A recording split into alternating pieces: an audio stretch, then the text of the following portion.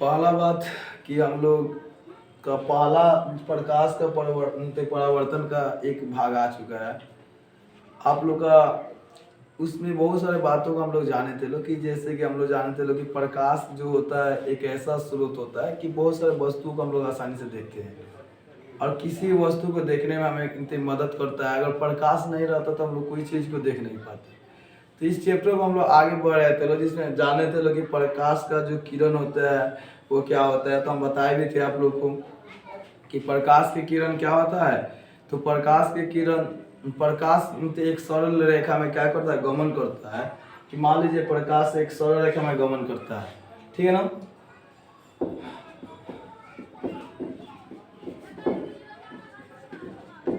प्रकाश के किरणें अगर कोई पूछ रहा है आपसे तो क्या कहिएगा, प्रकाश के किरणें एक सरल रेखा में क्या करता है, गमन करने का काम करते हैं, चलने का काम करता है।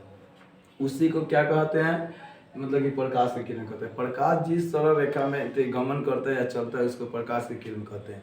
प्रकाश के किरण पुंज की अगर बात किया जाए कि किरण पुंज क्या होगा, कोई आपसे पूछ रहा है कि किरण पुंज क्या है, तो आप क्या बताइएगा कि बताइएगा कि प्रकाश के मतलब कि बहुत सारे प्रकाश जब क्या होता है, मतलब कि एक समूह जब बनता है प्रकाश का समूह को वही किरण पुंज के नाम से हम लोग जानते हैं। जैसे कि आप लोग अगर कोई भी चीज का है अगर एक समूह बन जाता है, समूह मतलब है कि ज्यादा संख्या हो जाता है, तो उसको हम लोग किस नाम से जानते हैं लोग, तो किरण पुंज के नाम से जानते हैं लोग। किरण पुंज तीन प्रकार के होता है, तीन भागों में बटा है। किरण पुंज कितने भागों में बटा है, तीन भागों में बटा हुआ है। इसका तीन प्रकार होता है। आप ऐसे भी लिख सकते हैं कि किरण पुंज का तीन प्रकार होता है। एक नंबर में हो गया आपका हो जाएगा कि अपसारी किरण पुंज। दूसरा का नंबर जो आप लोग का आता है जिसका नाम होता है समांतर किरण पुंज। और तीसरा का नंबर जो होता है जिसका नाम होता है अभिसारी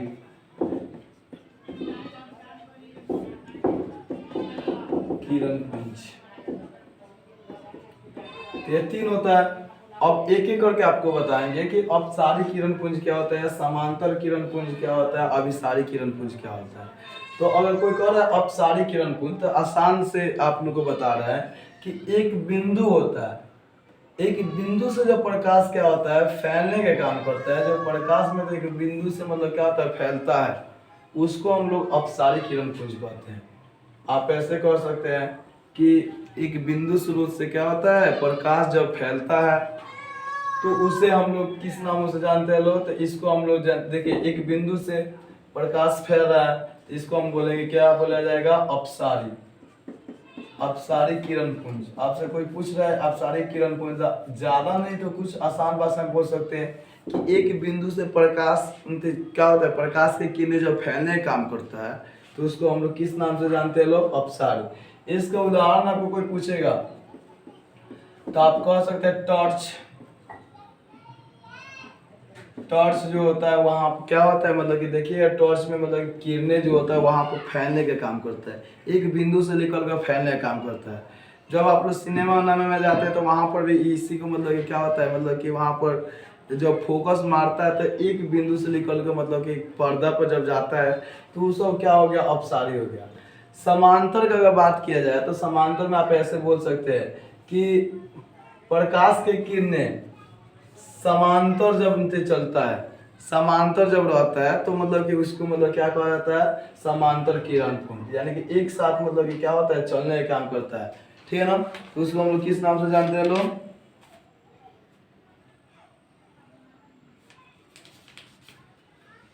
ठीक है ना। तो आप ऐसे बोल सकते हैं प्रकाश के किरणें जब एक दूसरे के क्या होता है, समांतर होता है, तो उसको हम लोग किस नाम से जानते हैं लोग, समांतर किरण पुंज के नाम से जानते हैं लोग। प्रकाश के किरणें जब एक बिंदु स्रोत से निकलकर क्या होता है, मतलब कि फैलती है, उसको अपसारी बोला जाता है। एक बिंदु स्रोत से निकलकर फैलने के जब काम करता है तो उसको अपसारी बोला जाता है। और प्रकाश के किरणें जब क्या होता है, मतलब कि एक साथ मतलब क्या होता है, एक दूसरे के मतलब कि समांतर जब उनसे चलता है या गुजरता है तो उसको हम लोग बोलते हैं लोग समांतर किरण पुंज।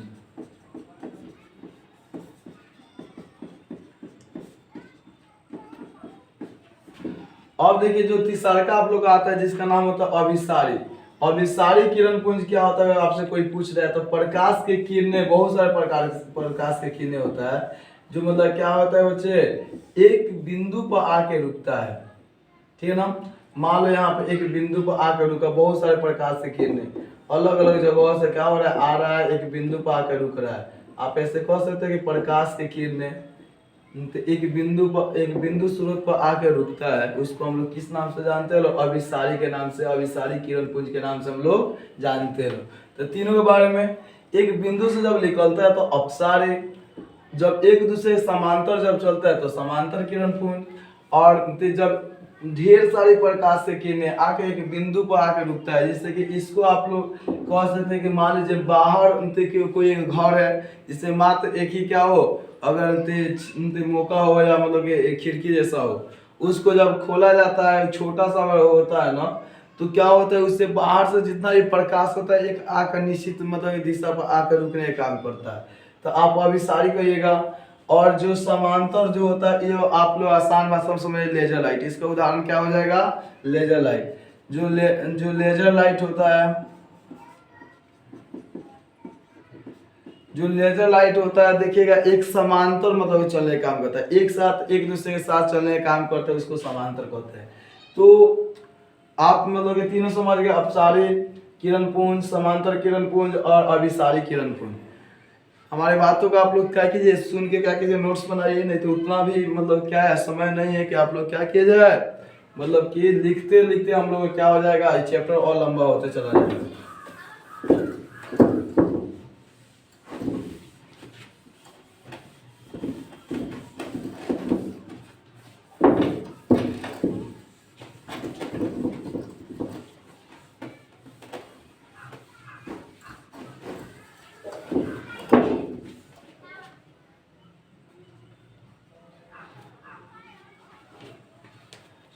अब हम लोग जो टॉपिक है जिसका नाम है पारदर्शी,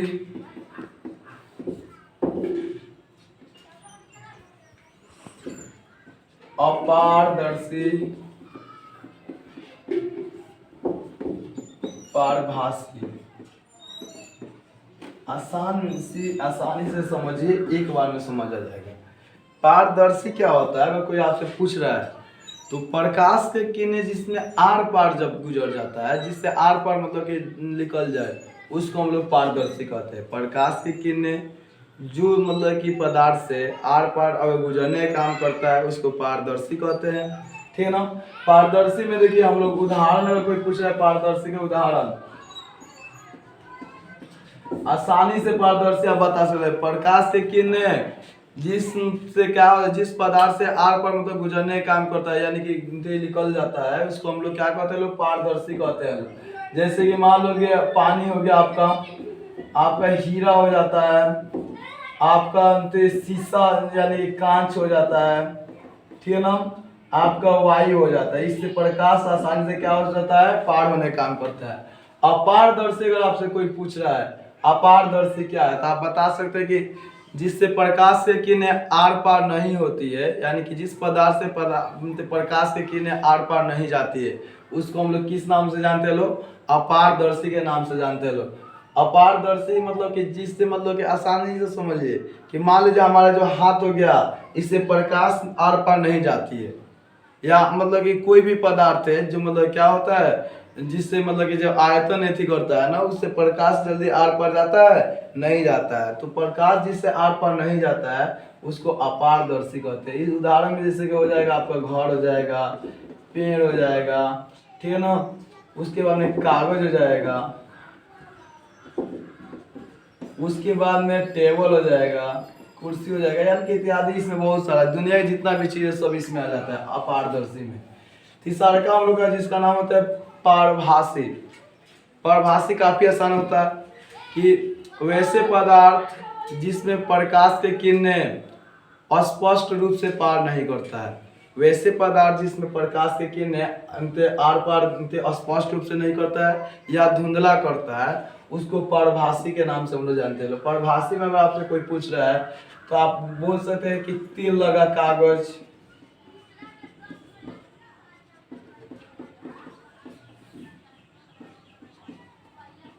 आंख का पलक, आंख का पलक।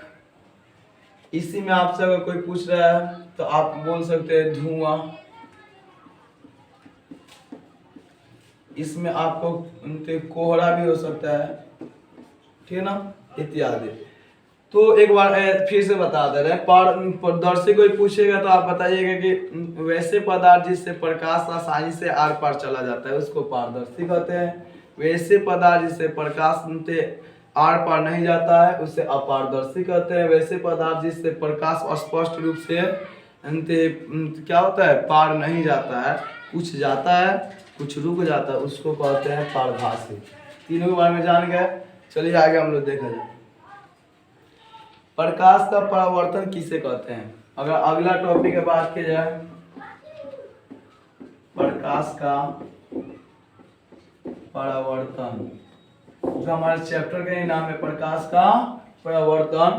प्रकाश का परावर्तन किसे कहते हैं? तो आपको आसानी से बता रहे हैं कि किसी भी सतह है, मान लीजिए एक सतह है, ठीक है ना, इससे क्या होता है जब प्रकाश की किरणें जब आती है तो यह मतलब कि सतह जो होता है परावर्तक सतह से क्या होता है, वापस लौट के चली जाती है।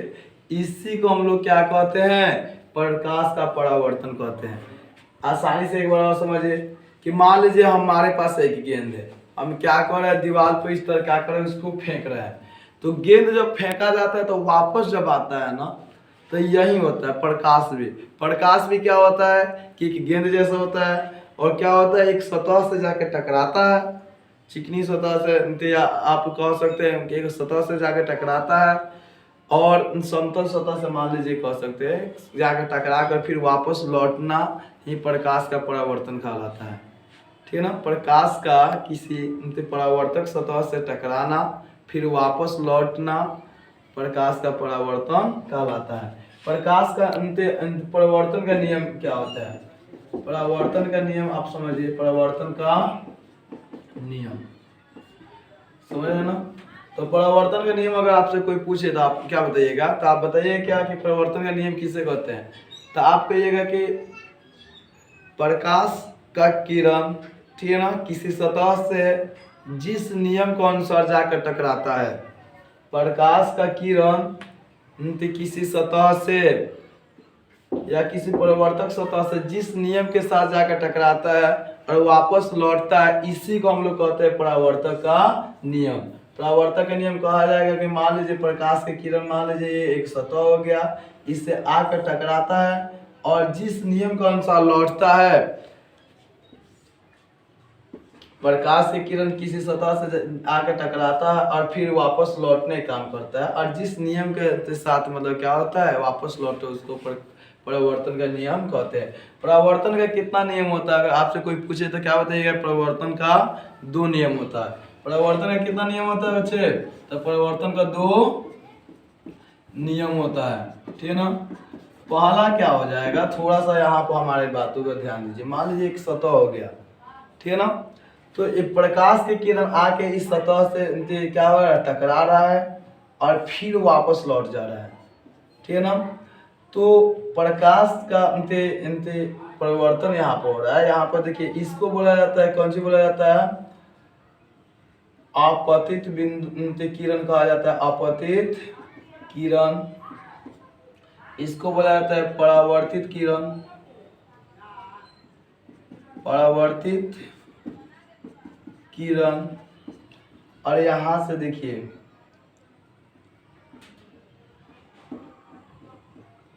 यहाँ से जो क्या हो रहा है बच्चे, मतलब कि ई जो होता है अभिलंब होता है, अभिलंब। तो एक बार समझिए कि किसी सतह से यहाँ पे जो बिंदु होता है उसको नाम भी पहले दे दिया जाए। इसको बोला जाता है आपतित बिंदु, आपतित बिंदु, ठीक है ना। या इसको एक और नाम आपतन बिंदु इसको बोल सकते हैं, इसको आपतन बिंदु। अब देखिए, अपतित किरण, परावर्तित किरण, अभिलंब, जिस समतल स्तर पर जिस बिंदु पर या जिस अपतन बिंदु पर मिलती है उसी को हम लोग कहते हैं मतलब कि परावर्तन का प्रथम नियम। आप ऐसे कह सकते हैं कि एक समतल स्तर पर अपतित किरण, परावर्तित किरण और अभिलंब आकर मिलने का काम करता है। ठीक है ना। तो इस बारे में पहला हो गया नियम कि आप ऐसे बोल सकते हैं,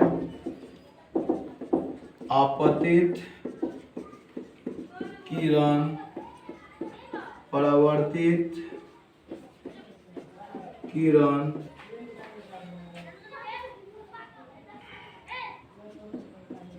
आपतन बिंदु पर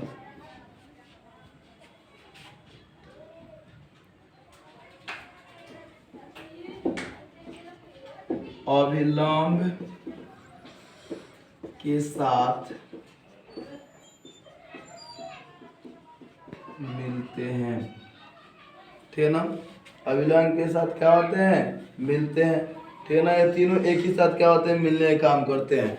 यानी कि अपतित किरण, परावर्तित किरण अपतन बिंदु पर अभिलंब के साथ मिलने का काम करते हैं। यही होता है हमारे परिवर्तन का प्रथम नियम होता है।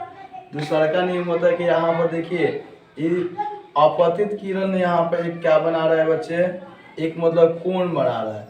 यहाँ से जब इनसे क्या होता है, जब प्रकाश चलता है तो प्रकाश अपतित किरण को इंग्लिश में बोला जाता है इंसिडेंट रे। क्या किस नाम से जाना जाता है, इंसिडेंट रे। तो इसीलिए इसको आई से हम लोग सूचित करते हैं। यहाँ पर देखिए, परावर्तित जो किरण होता है उसको बोला जाता है रिफ्लेक्ट रे। रिफ्लेक्ट हो रहा है यानी कि वहां से मतलब कि टकराने के बाद वापस लौटने काम कर रहा है, तो इसको छोटा आर से क्या करते हैं, सूचित करते हैं। तो आप लोग ऐसे कह सकते हैं, अंत परिवर्तन का दूसरा का नियम यही होता है